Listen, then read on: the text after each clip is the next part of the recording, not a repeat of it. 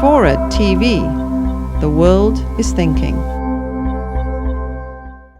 For this next election, the war in Iraq is such is the biggest thing for me as a voter, and there's the one candidate who wants to, keep it going indefinitely, and the other two who apparently want to end it and get out of there.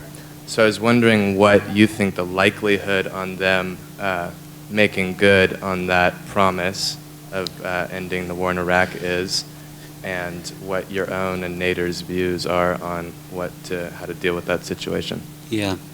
First off, I don't think it's a promise to end the war.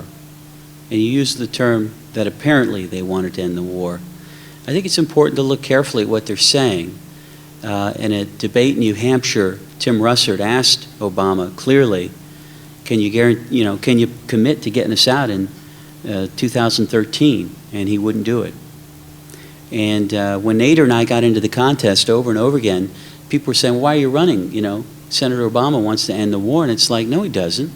If you listen to him, he's talking about maintaining enough troops in Iraq to fight counterterrorism and to strike at al-Qaeda.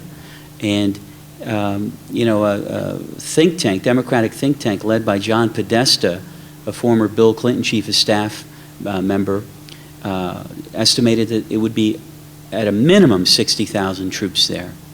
And when Amy Goodman asked him about the private soldiers there, the private contractors, there are about 140,000 of them, he gave a terrible answer.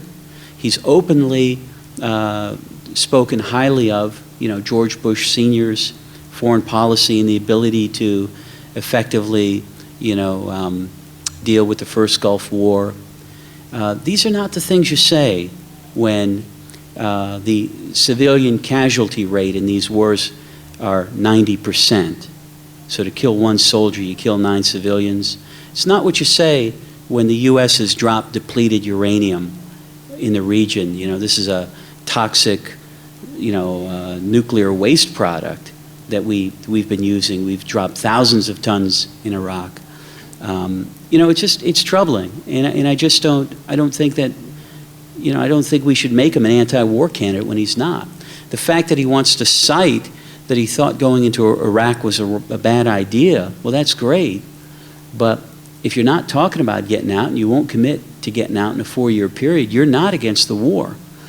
And we can make fun of John McCain for his perpetual war being there 100 years from now, but John McCain understands historically that we've been in Cuba since that conflict in 1898 or 96 or whenever it was, I think 98.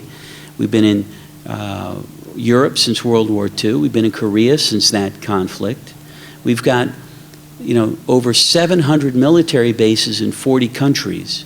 So McCain saying that we're going to be there 100 years from now, I don't take it to be the craziness of the Republican Party. I take it to be the sad state of affairs that our two major parties are going to allow that to happen.